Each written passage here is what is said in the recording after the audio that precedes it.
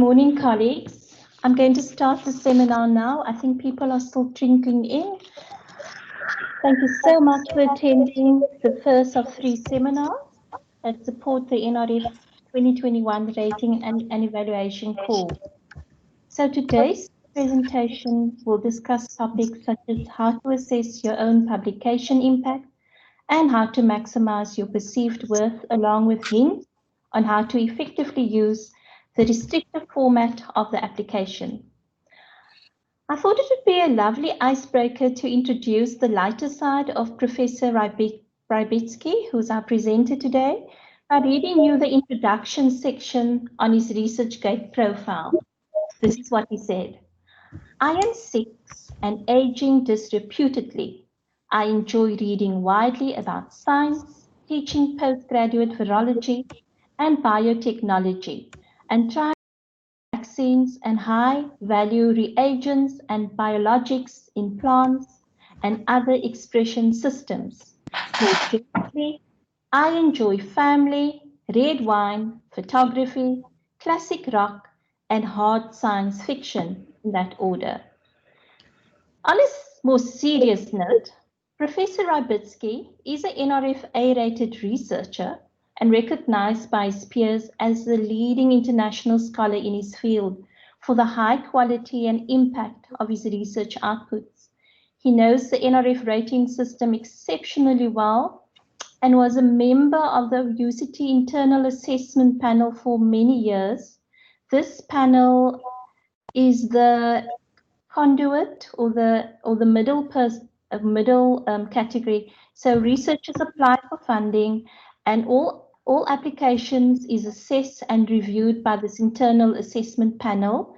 And this is a collection of academics from various disciplines who basically provides their feedback on the application, and this feedback is communicated to the applicant.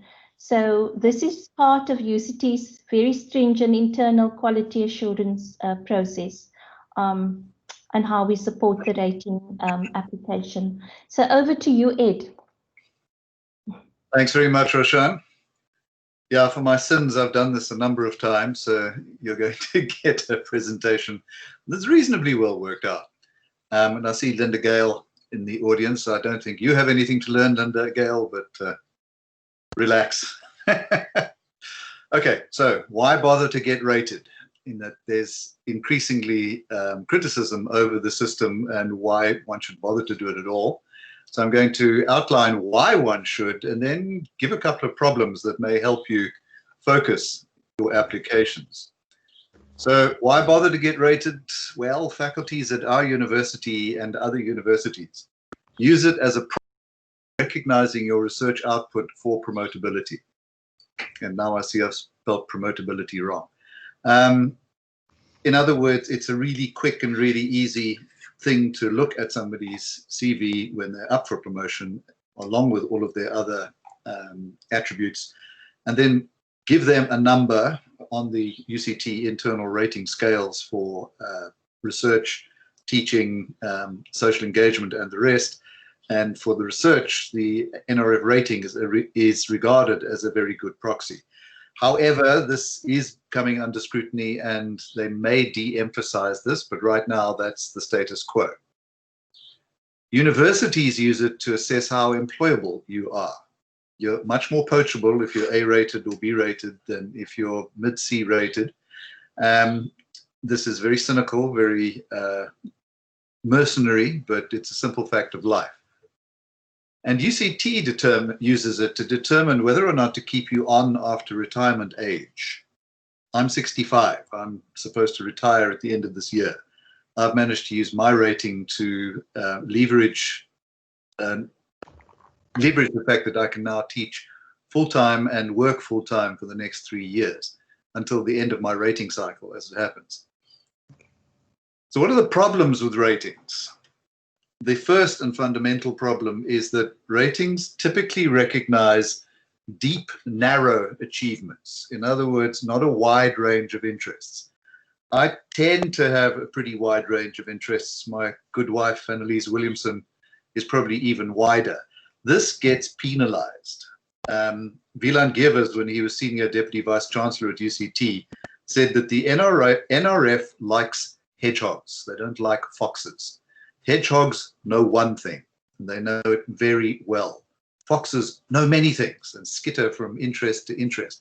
Now, if that happens to be successful in what you do, realize that the NRF and the way that it assesses people may not actually recognize this. So it's a really good idea to emphasize single or maybe a couple of things that you are really good at, and then push the rest not so much into the background as don't emphasize them as much. Because saying you're a world expert in two reasonably disparate things means that you could end up being assessed by two disparate bunch of referees, each of which says, well, I don't know anything about that, and then proceeds to say nice things about you on the thing that they know about. Because so multidisciplinarity and interdisciplinarity are not necessarily rewarded by NRF ratings. So be warned. And it can be a lottery, depending on the year, depending on the committee. A lot of people have got NRF fatigue when it comes to rating. This year, I've basically refused everything because I had so much on my plate, meaning that anybody who's relying on me to act as a referee for them isn't going to get me. And then they get people that may not know you very well. They may not necessarily know your subject that well, but they were picked out by bibliometrics, for example, as somebody who could reasonably be assumed to know who you are. If you don't, that actually could be a disadvantage. So it's a really good idea, and I'll emphasize it again now, so I'll get back to it again later, to make sure that your referees are willing up front to, or the ones that you would like to see your application, that they're willing up front to do it, because if they're not, you could have wasted a chance of getting something that you otherwise won't. Okay, so having done the doom and gloom, and add to the doom and gloom, it increasingly means nothing in terms of funding. I don't get any NRF funding. I haven't for some years. People in my team actually do. You cannot rely on it. The return for investment is so low at this point that it really does not mean a lot. Unless you have an NRF chair or you're in one of those ring-fenced areas like SKA or Tutuka or one of these other, the chances of you getting a competitive grant are decreasing by the year because the pot of money is decreasing. So is there a point in getting rated? Should we stop this seminar now? I do still think so, because if you're not in the game, you're not going to get any money. You do stand a chance of getting money out of the NRF. If you're not rated by them, you will get far less than if you are rated. For the reasons given above about proxies for promotability, how employable you are, etc. Recognition in the country is reasonably good. It's not that well recognized outside the country. You know, I'm an A-rated scientist. Well, yeah, what is that? Does that mean anything? Oh, in your country. So, yeah, it matters in South Africa. It doesn't matter a lot outside, but it does matter here. It is actually regarded as being a reasonably fair, impartial rating system with all of its warts and lesions. It is still actually worth doing. I sincerely hope that certain things that I'm going to criticize further in this seminar do get fixed. They have, in fact, fixed a few of the things I really used to drive me crazy, like all the fonts being too small and the fact you couldn't put any pictures in or format anything. But we'll get to that. So I've had a long history with the NRF. In fact, I think I may have been among the first people rated by the old FRD back in March of 1984.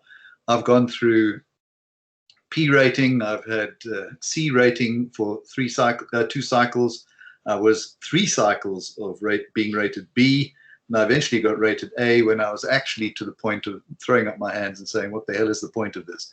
And then I got an A rating, and it seemed to be more rosy. The point is that recognition, if you're rated C2, for example, That means you are a good, solid scientist or researcher with international recognition. It does not mean you're mediocre. It means that you have international recognition, that you are on the way to somewhere, or that you've reached a reasonable peak in an area that you are regarded as being knowledgeable internationally. And then, of course, it goes up to the point where people say really nice things about you and you get a higher rating. It's worth keeping. It's worth following up with. It helps you, as I said, at the university and the national level, and it may get you some money. So given those caveats, let's wander on through. That's my sad history. Come along. And the wrongest thing about rating, in my opinion, is the rating form. I think it is a primitive, clumsy piece of rubbish that I have a 27-inch screen so that I can read the damn thing, because my eyesight isn't so good anymore. It really, really is an unfriendly interface. So basically do everything offline and then paste it in, because it really is a dreaded piece of rubbish. However, given that this is what we have, there are some very important things to take note of. There are major areas of personal input into the NRF rating application that can float or sink your application. They really are fundamentally important, and there's not that many of them. So it really, really is worth your while to take the maximum advantage of them that you can. First is the personal profile. The second is narratives in publications. I've seen people literally use 3 words when they've got to fill in that little bit in your publications, sort of comments on it. They use 3 words. Not a good plan. Somebody doesn't know your research area that well. If you don't say good things about your own publication, why should they think anything about them? The best research outputs in 8 years. There's a possibility of extended narratives. You can write little essays. There's only 5. You only get the chance of putting up 5 of your best publications in the last 8 years. You can write good things about your publication. Outputs from student supervision. This is looked at, the fact that you're training students, so-called capacity development, and that your students are publishing is noted with favor. So if you don't actually tell anybody about it, they don't know. Your best prior outputs. This is foundational material. This is where you came from if you've been in the rating system a while. If this is your first rating, then disregard. Or I beg your pardon, if it is your first rating, but you have a publication history that dates back longer than 8 years, this is really well worth taking notice of, because some of the same things I've said about the best research outputs apply to the prior outputs. Why was something foundational? Why was something that was cited 50 times in a field where people get 1,000 citations? Why was it fundamental, and why was it actually something that really matters? And you can say these things. Your completed research. This is an essay you get to write about what you've done in the last 8 years. This is not a place to complain. It's not even a place to explain so much. It is a place, however, that you can really get into what you did and what it means and where it's going. Self-assessment, and I put it in capitals, and I would have put it in twice, but I didn't have space. This is really important. Why do you think that the NRF should improve your rating or give you a rating at all? Why should other people think so? The people that read this assessment. We tend to, you've seen the comparison between an American nominating somebody for something and an English person nominating somebody for something. The American will say the best thing since sliced bread and invented the internet and whatever. The British person will say is a competent researcher. Don't just call yourself a competent researcher. If you genuinely have things that you have done that you are proud of, put them in. Do not damn yourself with faint praise, literally. because if you do that, nobody else will see any good reason to see how good you are. Your ongoing or planned research, more of the same is not a good idea. Where you plan to go and how exciting this is and how the previous 8 years have unlocked this is a good idea. You don't necessarily have to follow up on any of this. This is not a research proposal. This is where I am taking what I have done. And if referees are impressed by it, then you're going to get a better opinion from them than if they're not.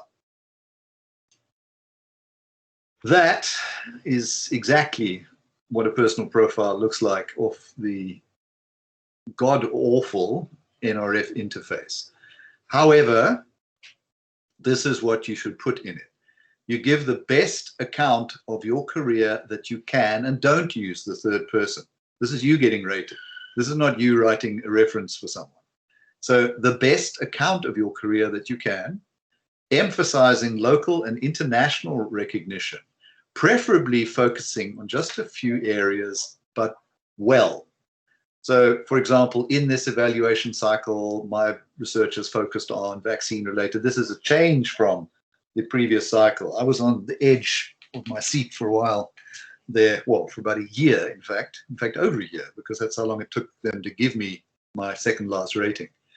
And I had recently changed fields. So I went from something that I knew I was good at to something that I hoped I was becoming good at, but that awkward bridge between them, when you say decisively, I am changing from this to this. So for a while I had a dual focus, but then you say that in that change, right? For example, 7 of my 20 most cited articles since, and I can't even see the thing because the bloody controls are obscuring it. There you are.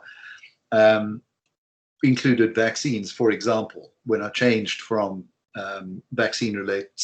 from plant virology effectively and vaccinology to vaccinology only. So if there has been a change in career, explain it, but don't wave your hands and say, oh, what a pity it is you're working in South Africa and there's no money and the career advancement. Nobody cares. Honestly, they do not care. They don't care that you went to a rural school in far north of South Africa or in rural Zimbabwe or whatever. What they do care about is what you've done with what you've got. That is what the rating is about. And the rating is about the last 8 years, not your childhood schooling. So while it might be tempting to put in the things that you feel that you've got away from, not that good an idea. You only have, and my mind goes blank, I can't remember how many words you've got here. It's not that many. I think it's 1,100 characters or something stupid. So profile structure. The default option of the profiles, I think you can put in formatting now. I can't get into the site because I'm not getting rated right now. So I don't know what the absolute up-to-date site looks like. Put in spaces between your paragraphs, because when this thing comes out, in other words, when somebody prints it to look at it, you get something that looks like that. If that's the A4 page width, that ridiculously tiny font. And it just looks like a mass of text. And if somebody is faced with that, trying to read your way through it is actually a chore. Help them, break it up. Do what paragraphs are meant to do and then put space in between them to make it obvious that you're paragraphing. Put in early history and achievements. Like, for example, I was trained in classical plant virology, While I no longer work on Gemini virus diversity, that informed work that we do on another set of a new area of biotechnology, for example. So I'm going to detail stuff in the research accomplished and in the publications that you may as well explain where it came from, because I'm using modern biotechnology, but I'm using stuff that I worked on back in the 1980s, for example. It's worth saying where something comes from. What was the foundation for your present work, the work that you're reporting on in the last 8 years? So a little bit of history in the late 1990s, I started collaborating, and then this work led in 2005 to something that I now do as a full-time basis. Then, how good are you? You've explained where you come from, what the foundation was. How good do you think you are? This is where you put it. You get to put it about 3 different times. It's worth remembering this because that form leads you all over the place. But this is right up front. This is the profile. This is where you say how good you think you are. Like, for example, we've applied for patents. The research is focused on vaccine-related biotechnology, publications, etc., etc. Rating. Stick your H index in here if you can bring yourself to care about H indices. Put it in here. Put it in up front because it could get lost in the wash in all of the chaos that is the rest of this rating form. Put it up front where you know that people are going to be reading something. Put up your signal achievements, as in guest editor for an invited set of reviews. You've had how many plenary lectures in the last 4 years, this sort of thing. Then publications. You get to, the whole thing is about publications basically. So you should mention, because again, the form is a piece of rubbish. They're not, your publications are not numbered. So tell them, in the last 8 years, I've had 72 publications, 10 Nature articles, whatever, because otherwise they've got to go through your publications one by one and look for them. Now, some of us, and I look to my medical colleagues in the field of HIV in particular, without mentioning names, Linda Gale Becker, have probably got about 150 papers in the last 8 years. Now, some referee will actually go and look at those and see, oh, wow, yes, hey, I've seen that one. But it is chaos. This is where you get to say something about them. Sorry, the personal profile is where you get to say something about them. But in your publications, you get to say things as well. So, for example, that is what the peer-reviewed articles and such section looks like in the form. It really is extraordinarily tedious, although they do say that you can pull things in via the search engines these days. You still have to fill in a whole lot of boxes for every single publication. So, for example, we've got here author's reference, web address, and then own contribution. Now, this is where you actually get to show. Turn your cell phones off. This is where you get to show that what you did. You may be part of a team, a big team. I know that this has actually worked against certain people in terms of, well, you know, they're part of a team. We can't see where their individual contribution is. In your personal profile, you get to say what you have done. In this publication section, you get to say what you did for every single paper. And for example, I hosted a student, I supervised them locally, and I helped write. I'm not the main author, but where I think I am, I say so. I make it absolutely clear. Like main supervisor, planned the research, final edit and submission. Supervised, wrote, submitted. You can use formulae like owner of research. So in other words, this was my research project, although other people may have helped supervise it. You know, I came up with the idea and I got the funding for it. So that tells people what it is that you did.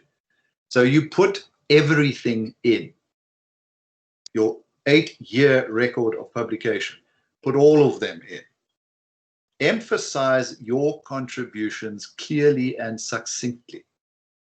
And your contributions are around the topics of grant ownership. I got the money that enabled this, that I am an author on. Student supervision. I was the main, or I was the co-supervisor of the student, or I was the external supervisor of a student, and you know, I'm a minor contributor to a paper. Is this my own research? So I'm not just lending my name because I gave an opinion and did some consulting to somebody else for a paper. This is my own research area in my group. Writing. Did you write the paper? Were you responsible for supervising writing the paper? Did you just contribute a section to a review or a paper written by someone else? Then submission. This is a reasonably good indicator of ownership. Did you submit that paper, especially in the scientific disciplines?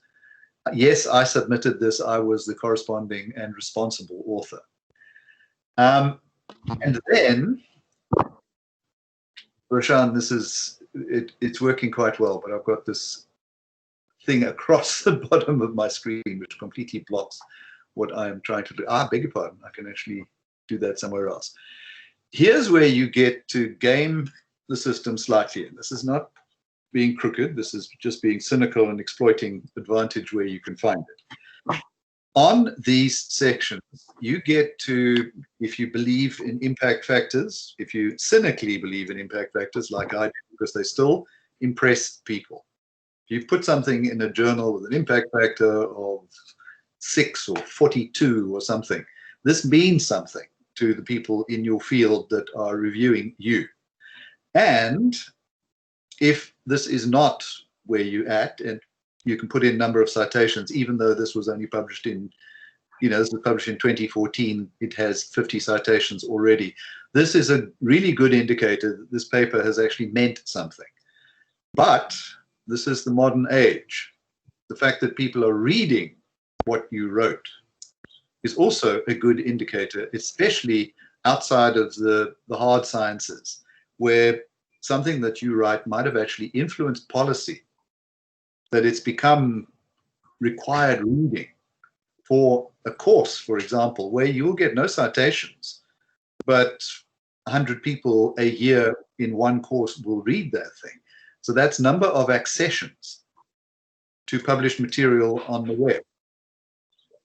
And if you've got something that's been accessed 10,000 times in the last 5 years, it's worth putting it in because it's a measure. It's so-called, it's an altmetric, if you like. Then put in comments like, this review is one of my best cited papers. And it is extensively used for teaching, which is something I picked up on because I looked at the number of accesses, which is way more than the number of citations. And then somebody said they're using it for teaching their students biotechnology. I mean, wow, cool. So you are actually contributing outside of the formal publication, formal citing area. It's worth putting it in.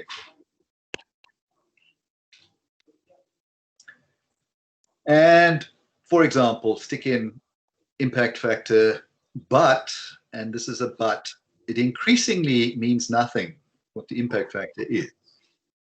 And if you look at engineering, for example, there's a lot of their journals that are very low impact factors. I once said something about, well, this isn't nuclear physics. Somebody says, no, you don't understand. Nuclear physics, the highest rated journal, has got an impact factor of about 3. This is compared to dedicated journals like Cell, for example, in biomedical sciences, which got an impact factor of about 35. The point is, what is the norm in your field? And what is increasingly becoming the norm is it doesn't matter where the hell you publish because people can find it, wherever it is.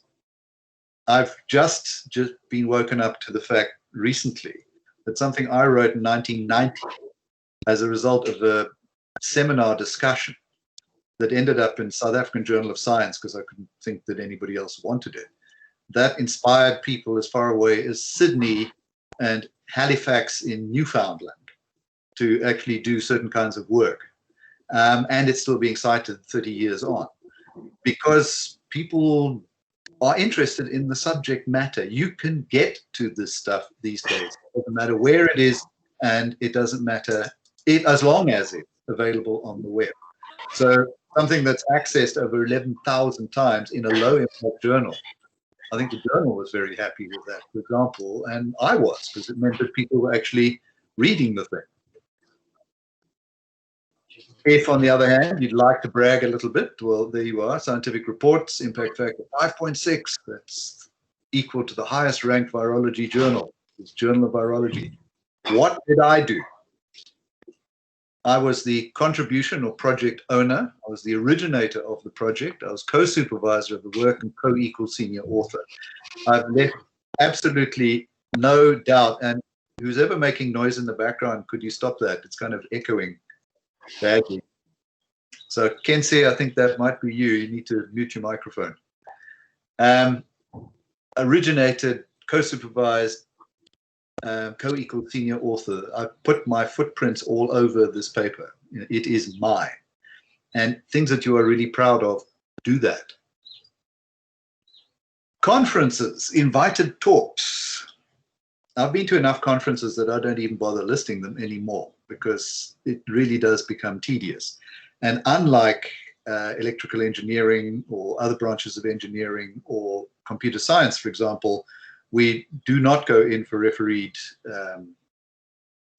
submissions that actually end up with a DOI and can be cited. You know, they're just in a conference proceedings book. However, when you are in those disciplines and when these things are important, because there could be one of the major avenues of publication, like for computer science, which I discovered when my son did computer science. But for a short while, there were two Rybickis publishing at UCT. I think his paper got more attention than mine that year. It is really important to list where you were invited, that where you were a guest lecturer, that you were an invited contribution, and especially if it's something like a keynote or a plenary. And there's various ways of wording these things, and there's a couple of sections that you can actually put these papers in. But it really is well worth recording, especially the things that you presented by invitation, or especially where there were plenaries, because that is very good instant assessment of your international recognition. So you end up with a referee that doesn't know you that well because they're peripheral to your field. And this happens quite often because of reviewer fatigue. Oh, wow, he was a plenary speaker at the World Congress of Pharmacology or Electrical Engineering Congress in Denver or whatever.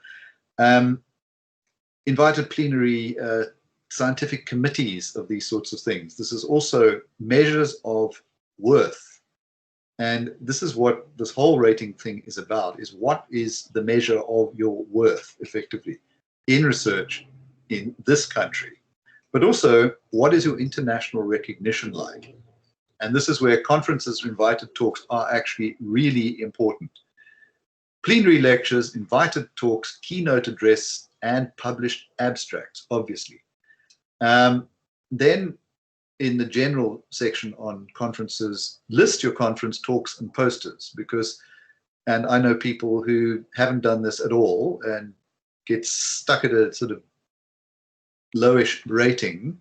And then when by advice they showed how many international conferences they and their students actually went to, people started noticing, oh, wow, yes, they contributed 3 papers at that conference. I was at that conference. Oh, great, I saw that poster, in fact. These things are worth something, because if you're contributing at an international conference, when you're especially an emerging researcher, you're just starting to make a name, you've got first couple of international conferences you've been to, you've got a talk. I mean, wow, that's quite cool with a big conference. You're presenting a poster, well, you're along with a lot of other people, but you're at an international conference. This is how people notice you and how your work gets noticed.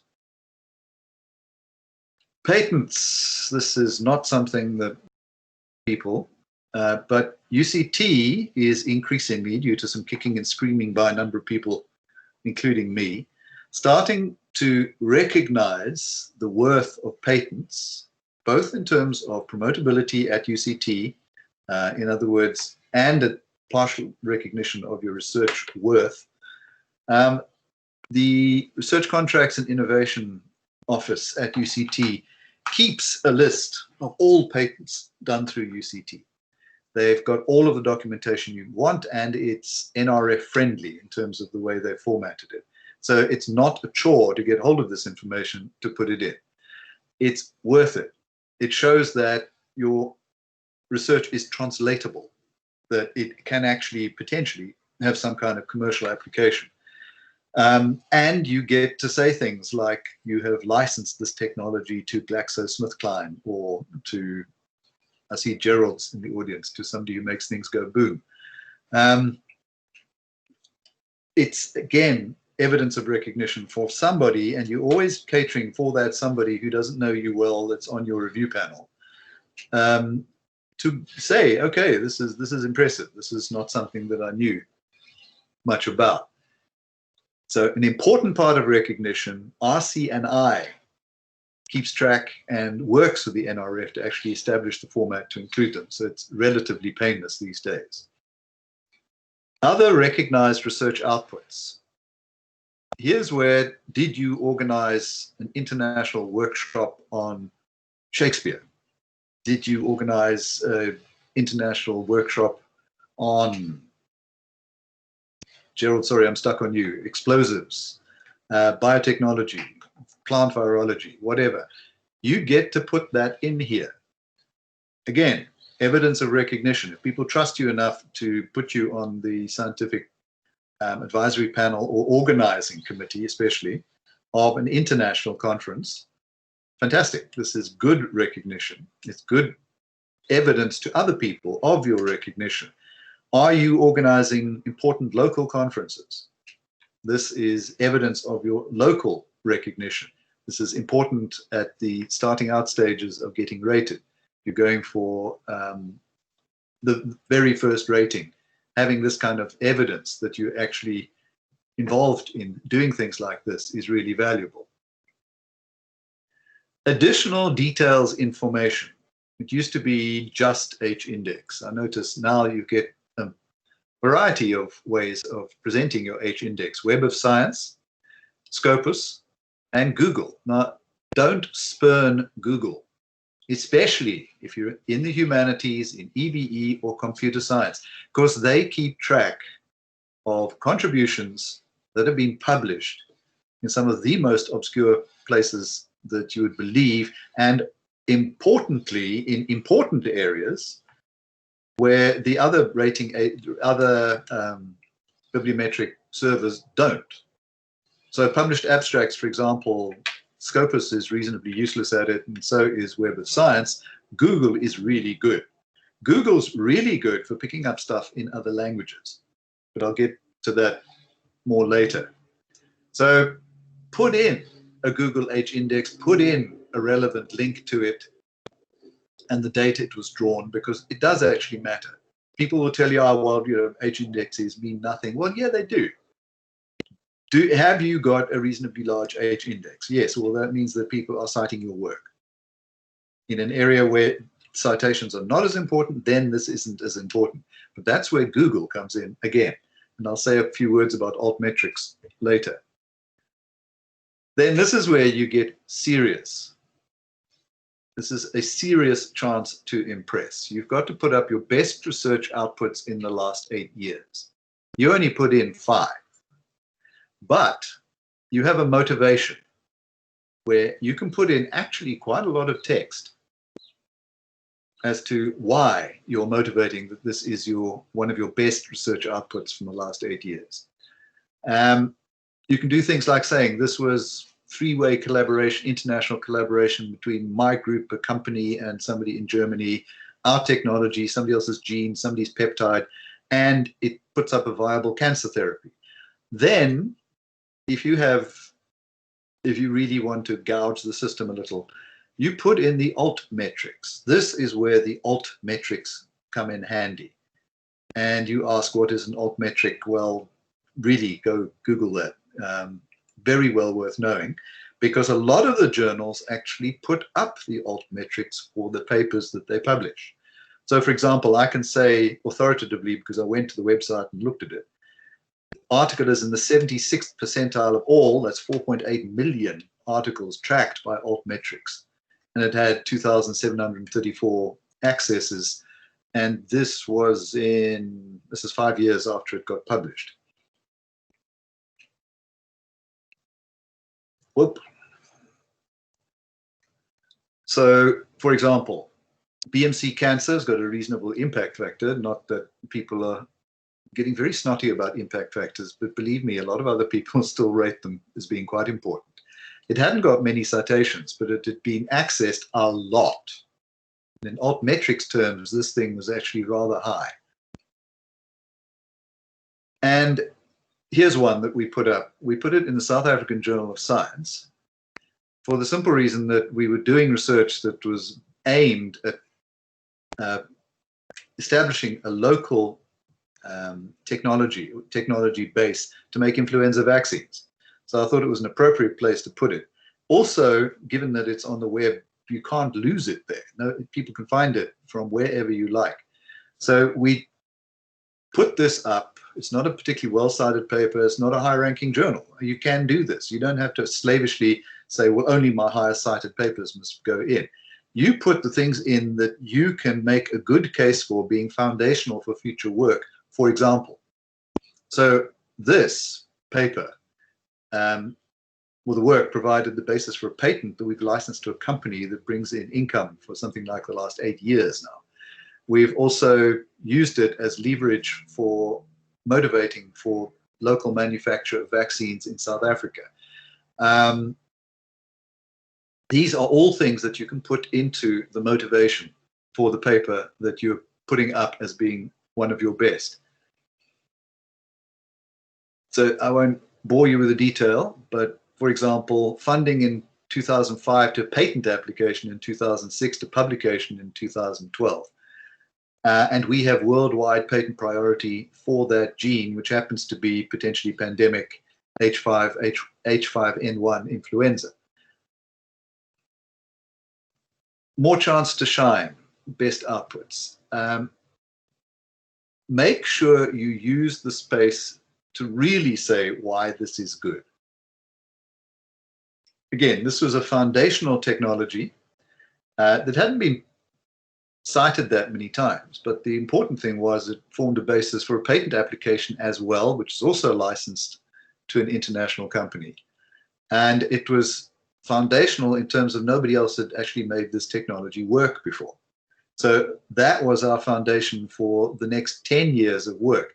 And this is where you look at something like, for example, this is a paper that I will not tell you what it was, but notice that it was in Nature in September 2011. It's got an altmetric score of 363. This is astronomical. Now, this can also reflect negative opinion. And some people may know what I'm talking about, but this does reflect some negative opinion. But this is where you get the scores from, in the journal, where you've got where your article is. There's very increasingly these days, there is an altmetric score that you can get to, which tells you, like, for example, this thing was tweeted by 289 people. It was in the 99th percentile of tracked articles of a similar age in all journals. And this is Nature we're talking about. It happens to be a one-page science fiction story, but it was in Nature. And it's a 98th percentile of 894 tracked articles of a similar age. These are things you can boast about. And given that, for example, anything that involves formation of opinions about policy, which is where NGO and humanities and the like, where a lot of that impact happens. So you can do things like track newspaper mentions of an article. Where you don't get formal citations of something, this is actually good evidence that people are taking notice of something, that it's actually forming a base for people to make policy from. That can be important in areas of medicine and such as well. Then you get things like publication stats that also come out of a journal. I think this was actually out of, brain goes dead again. What's that? ResearchGate. There you go. ResearchGate, if you put articles up on ResearchGate, it lets you track them. So you can see over what sort of period people were reading your thing. And I think this is reasonably shortly after I published this thing. It had already had 2,478 reads. And it was ResearchGate. And I know it was being used for teaching because people actually corresponded with me and told me so, which accounted for why it had so many reads. Here's another one. Article in Scientific Reports. It had altmetric of 21 shortly after publication.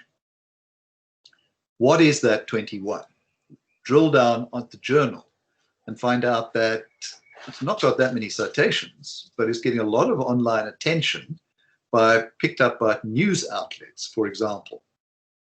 Again, this is worth mentioning. You have written something that has, sorry, clumsy cat in the background. This is something that you wrote that news media are paying attention to. Again, especially important in areas where formal citation is not a big deal, but the fact that people who influence policy read it is important. So again, altmetric score, 92nd percentile of similar age, 87th percentile of articles similar age in scientific reports, which rapidly became quite a reputable journal. And mentioned in blogs and in Google Plus while it still existed, and this sort of thing.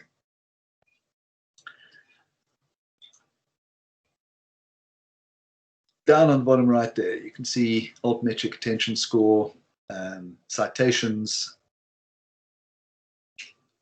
and where and what and how and what ranking this article is in the world and in that particular journal.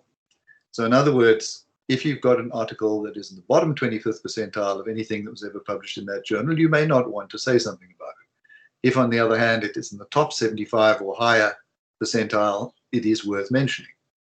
So leverage altmetrics.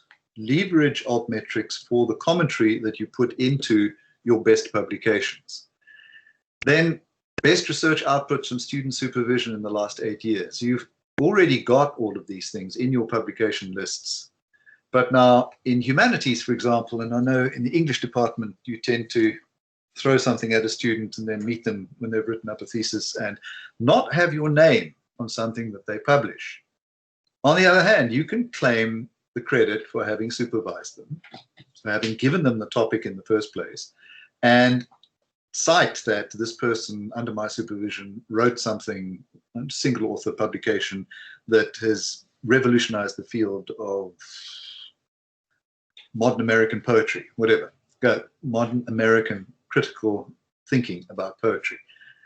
Put down what your students have published, because it marks A, that your students publish, B, how many students you've got that are publishing, and C, the fact that you mentor students well enough that they can actually publish something.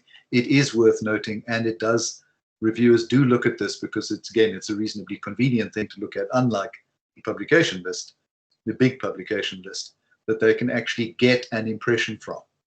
You put in the odd comment, for example, like somebody writes that this was an important contribution and an extremely good MSc for one of our students. So how good your student training is, how often they publish on what, and how good that is, well worth noting. Then best research outputs prior to the last 8 years. A lot of people pay no attention. They've got this list and it's more than 8 years old, and that does matter. And again, you get applicants' contribution at the bottom where you can write stuff. You can say this was foundational for, first, to show that GAG-derived polypeptides larger than P24 could be expressed in plants, and that you could potentially make HIV vaccines in plants. So what did you do? Well, co-wrote, submitted, senior author, owned the research, whatever. And again, thousands of accesses at the site. So go and look at the site. So don't forget about it just because it was 9 odd years ago. Go back to the publication site and you might get pleasantly surprised at how many people are looking at something like this. Here's another, for example. I could make the point here that peak citations were in 2013. So this was a sleeper. This was a paper that got published that wasn't noticed much. And then 5 odd years after it was published, so in other words, outside of the area that you're getting assessed on, this thing had peak citations. So what did this do? Well, it showed that our lab was established as a successful group, etc., and that we improved levels of production of a protein. It's worth saying it. It really is. And here, because you get quite a lot of words to say something about your completed research. Brief description of completed research, but I think it's 15,000 characters. It's one of the longest sections that you can actually write. Worth putting in the kitchen sink here. So in other words, say what it is you've done, 11,000 characters. And remember that these things are with spaces when you come to pasting stuff from Word into this stupid, stupid form. Say what it is you've done. Succinctly explain your research. You may have marginal non-experts refereeing you. Emphasize your contribution if you're part of a team. Highlight collaborations, and especially international collaborations. National collaborations, well, obviously you have national recognition. International collaborations, you have international recognition. And somebody who's marginally outside your field can look at that and say, oh, I know about that lab. That's quite impressive. And remember, when you write this thing, you've got stuff that could be in press. You don't get to include that in the publications, but you get to include it here. You've got 3-4 papers in press that were too late for, or they're not published formally yet, so you can't put them in the publication list. Here it is. Here's stuff that is churning, shows that your production level keeps on going, even though, here's the assessment has come and gone. Collaborations, local collaboration, EU FP7 collaboration, collaborating with the state-of-the-art research group in the UK, world leaders. We collaborate with them. People will notice this and say, okay, not bad at all. Extras. Put in stuff with links in it. This is a little bit of a trick in that gets you, there's 11,000 characters. You can't put in a whole big section on patents, but you can put in evidence of our regular application for patents on discoveries and processes, and here's the link. You can set up a link to the ESPASnet, which is the European Patent Office, for example, with all the search terms in it that will return your patents only, for an immediate user-friendly as opposed to what is on the form. And you can do this with publications. So, for example, you could put a link to your Google profile, your Google Scholar profile, and get a much more friendly list of publications that is actually up to date compared to the rubbish that they make you put into this form. The rubbish that they make you put into this form is valuable because you get to write something about your contribution. That's where it's important, though. And for example, that link leads straight to here.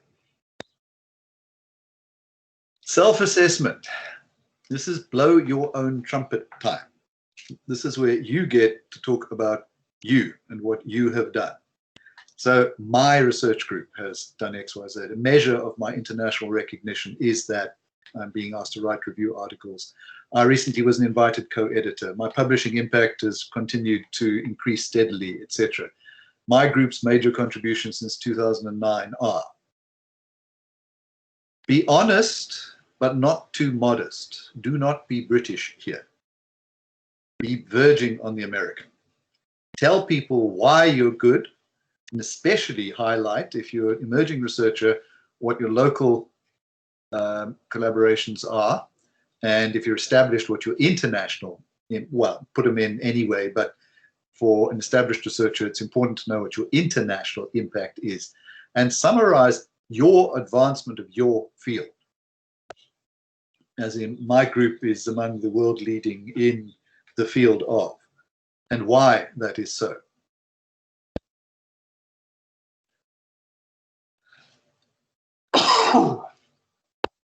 So, for example, put in that my publishing impact has continued to increase steadily, because this is not necessarily noticeable in terms of numbers. The NRF rating is fairly useless on putting the numbers in. It's difficult to find. So put them in for people. Make it so they don't have to go look for it. Roshan, sorry.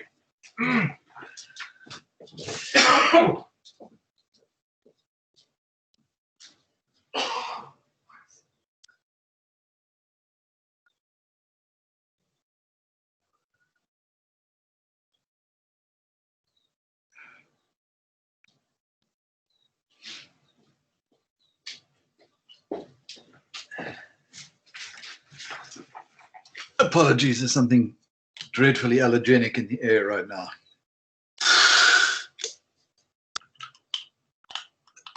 So lay it out concisely for people. You've got 172 Scopus listed publications, an H index of whatever, and this many citations. By comparison, last time you got rated, if you've been rated before, put it out. I only had 130 publications the previous time I got rated. So there's obviously a net increase of 42 in the rating period. My group's major achievement since 2009, which was the last rating, is the rating period, a consolidation of our expertise in so lay it out short and concise. This is what we have done. And other measures of my research impact. This is where you get to use altmetrics again. So, for example, been cited 16 times, but read 16,000 times. And actually publicizing your own publications via Twitter and via blogs actually knocks up their citation rate and their reading rate. So it's well worth doing. And put a summary in. What is it that you actually believe that you have managed to do? In summary, I believe that I and my research group consolidated our position as a world-leading lab in the special niche area of. So we're not leading HIV vaccine research. We are not leading the application of making better electric batteries or whatever. So better batteries for cars.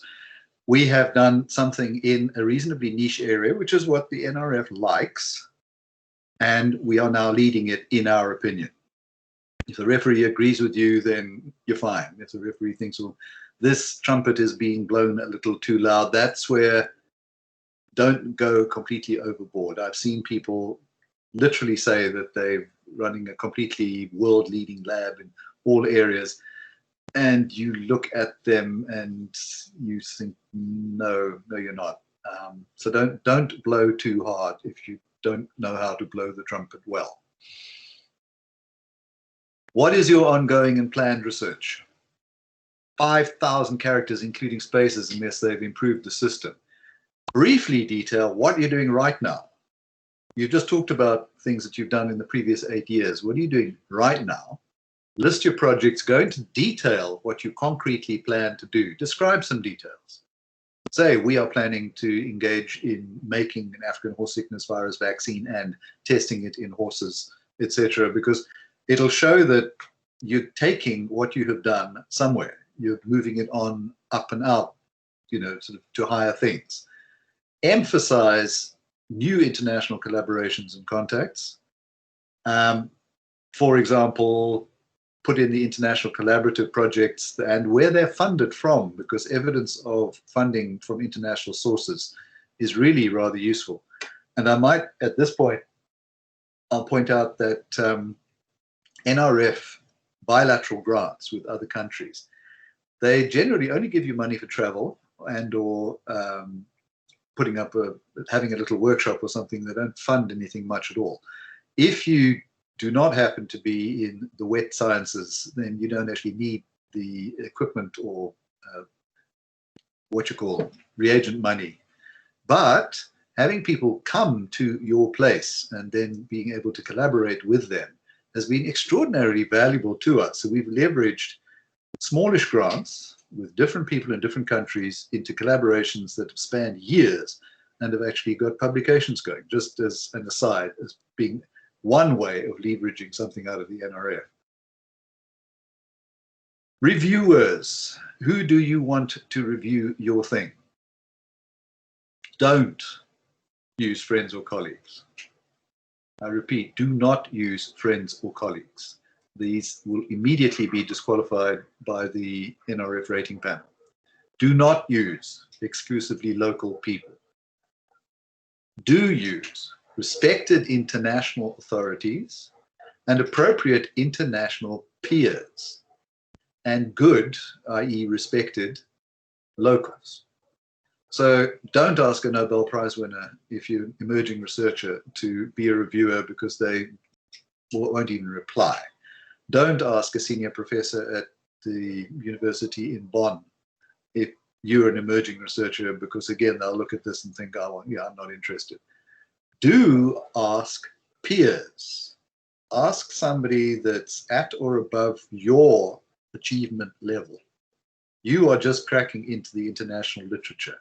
Find somebody that you consider fairly exciting that's doing the same sorts of things you are, and get them as a reviewer and ask them if they will be willing to review. This is not frowned on. It's a really good idea to have a panel of reviewers because it saves the NRF having to struggle to find people. And literally, they can go for 9 months trying to assemble a decent review panel for somebody if they haven't been provided a decent list of names. So no friends or colleagues, and you have to list what is your relationship with this reviewer. And if you've collaborated extensively with somebody internationally, it's not a good idea to use them. Do not use exclusively local people unless you're in a very, very, very niche area in which the only authorities in the world happen to be in South Africa. Use respected people and use peers. Don't go stepping too far up and out of your bailiwick. Make sure you attach your 5 best recent papers, because otherwise the review panelists have got to go look for them. And they can now, well, get an impression out of what they've put into this form. They may actually benefit from reading your papers that you have attached. At which point, Roshan, I think we can take a pause and deal with some questions, because I do have another 17 slides to go, potentially. I do see it's 11 o'clock. And Roshan, how much longer have we got? Well, the seminar is until 11:15. 50. 11:15. So another 15, well, another 13 minutes.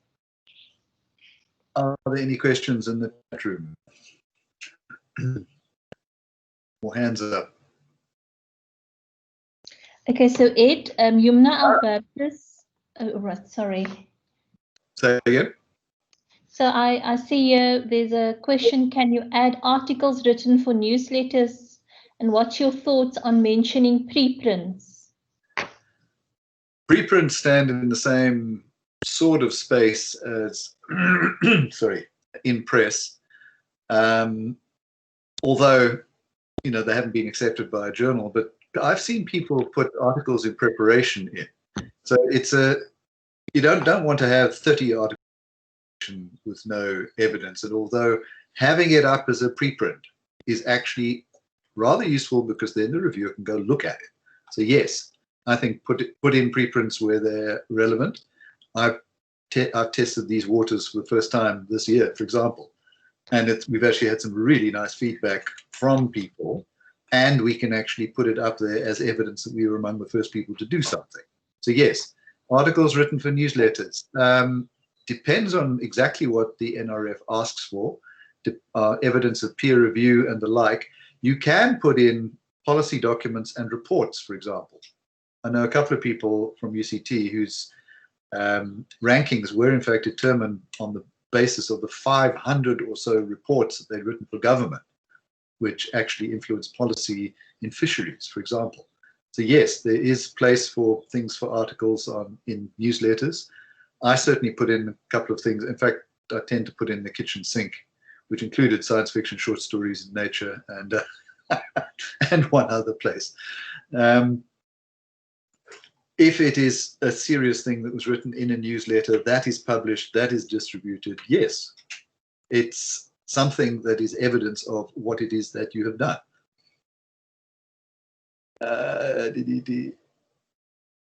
Okay, so what I could do is quickly whip through. Highly cited perspective article is, Gregory Smith is asking, I've certainly put in a review as one of my best research outputs, in that it's my 3rd most highly cited article. It'd be stupid not to. And it's something, you wrote it because you're an expert in the field. It's evidence that you're an expert in the field. So yes, most certainly. And okay, Roshan, shall I dash through a quick comparison of Google, Scopus, and... Yeah, I don't see anyone's hands up, so I think you can proceed, Ed. Thanks. Okay, I'll go quite fast. Auto-Googling, in other words, Googling yourself and why you should. Also, more formally, citation metrics for self-advancement. Auto-Googling needs some setting up because you really should have a Google Scholar profile. It's reasonably easy. You just got to train Google what things are yours and what are not yours. Once you've set it up, you have a profile, you've got all of the articles that you've managed to source, and Google will go out and look for them once it knows what your address and name and preferred initials and nickname and whatever are. And then you can screen things and toss them out. Then it learns very quickly what is yours and how to find it, and then automatically updates. So that you then have a publication profile that you don't have to update, you just have to approve. That gives you useful things like H-index, I-10 index, 5-year H-index. So this is gaming H-indices in a way, in that your lifetime H-index is your achievements over, in my case, since 1981. 5-year H-index is what impact the stuff that you have had in the last 5 years, which is a much better measure of whether you're still being productive if you're a well-established scientist, for example. Now, once you set it up, you get that information. All you need is a Gmail address for sign-in, Google Scholar citations as to what your papers. You can immediately see your H-index. You can see your 5-year H-index, which is a good measure of recent impact. And people who've heard of Publish or Perish, housing.com. This is a non-science-based, as in, well, I lied, it tracks electrical engineers and computer scientists and the like, but it's very much more used by the humanities. It uses Google Scholar, and I think the reasonably short-lived Microsoft Academic Search. It then analyzes these and gives you a whole lot of metric, but the engine that drives it is Google Scholar. So these two actually work rather well together. So people say, oh, well, you can't use Google, you've got to use Publish or Perish. That's where Publish or Perish gets its information from. And it may be best for things like business, administration, finance, economics, engineering, comp sci, maths, social sciences, arts, and humanities. ISI, Web of Knowledge, Web of Science is pretty much state of the art. It's more clunky than Scopus in my opinion, but that's just my opinion. The useful thing is that it interfaces immediately with EndNote. And if you've got any sense, you're using EndNote to do your, you could use Mendeley, for example, but EndNote is free at UCT. You can get the desktop app as well as the web app, and everything that comes out of Web of Knowledge, and in fact Scopus, can be made EndNote friendly. Insights is another tool that UCT libraries now have. It's from the same stable as Web of Science. It lets you benchmark your output against peers worldwide, where you're going for the best rating that you can get, and you think that you've done really good stuff in the last 8 years and the years prior to that, that you set up a unique area of research. This is where you find out how you rate. This requires a librarian or somebody who knows how to use it, though. And here we are, Web of Science. How can you search? Well, stick your name in, get something out, get all of this data. You can do a lot of different things like searching within your results, limiting it to a certain number of years, create a citation report, save to EndNote online, take a look and edit. You can use Boolean logic in the search terms, for example, which is very useful for excluding stuff as well as including stuff that otherwise might not get there. But it's useful in terms of creating an analysis, and that gives you, that's 117 publications out of Web of Science. It tells you from 1991, for example, what my citations are. And you can see what the H-index was at the time, what the average citations per item are, which is rather interesting because that's something that you can say, this many people cite everything that I write on average. And you can do things like get this information out of it, which gives you citations per year. So if you really want to get in and mess with it, you can export this as Excel spreadsheets and do a lot of analysis on it, or save to text file or spreadsheet.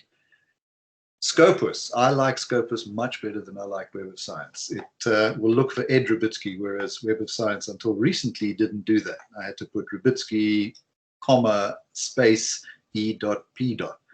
And then I'd lose all the E alone or Eds and that kind of thing. Where Scopus will look for all of that because I've trained it, who's me compared to anyone else. And again, you can get patents out of Scopus. If you've got patent records that don't appear usefully in Web of Science, you'll almost certainly find them in Scopus. And you can go do your patent search. You can have a look at all of the documents you have and refine it. Look in the last 5 years only, for example. And then all the various export, download, citation overview, and that kind of thing. Clunky citation overview, not as pretty as the Web of Science one, but it gives you a lot of data, all the citations in all of the years. So you can do a lot of decent analysis on that. Say in this 8-year period, I have been cited this many times, or these records have been cited consistently for the last 25 years, whatever. Then Google.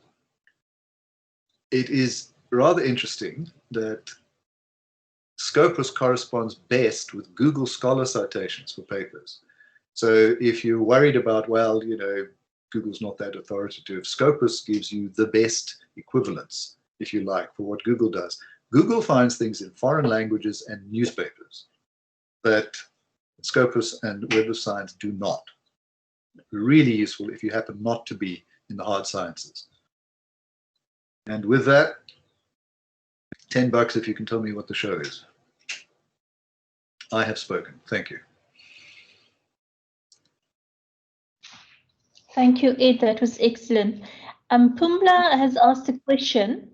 She wants to know if ResearchGate metrics are useful. Yes, I showed you a slide of mine from the downloads, the accesses to a paper that I put up in ResearchGate, which is how I found that something that wasn't cited very much was actually being downloaded incredibly actively, which is subsequently I found out that it's being prescribed to 3 different universities as teaching material. It's worth finding out this kind of thing. And to Yumna, no, that was The Mandalorian, which is in the Star Wars universe, but yeah.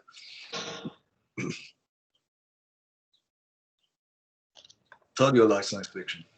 I don't know if there's any other questions from anyone.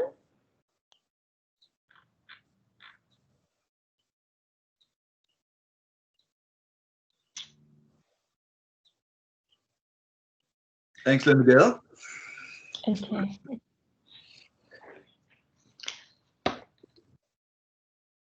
Thanks, Roshan. I'm glad we've got the technology sorted Yeah. out. I couldn't get Teams to work on my computer, so I had to go in via the web. You did very well, Ed. Thank you. And there's no further questions. That means everyone understood you very clearly. Very succinct. Thanks, Ed. I don't know, just as a word, the panel, I said I couldn't do it this year, but now if individuals want the odd comment on yes, rating application, that is in the kind of area that I work in, I'd be willing to thank you. give them Thank a quick you so advice. I'm going to note that. Thanks so much. Pleasure. Thanks, Greg.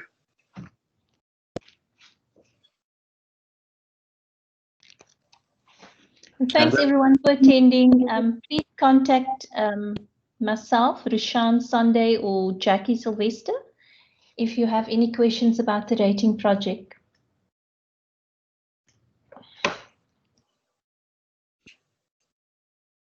Thank you. Thanks again, Roshan. Pleasure. Thanks. Take care. Cheers. Bye-bye.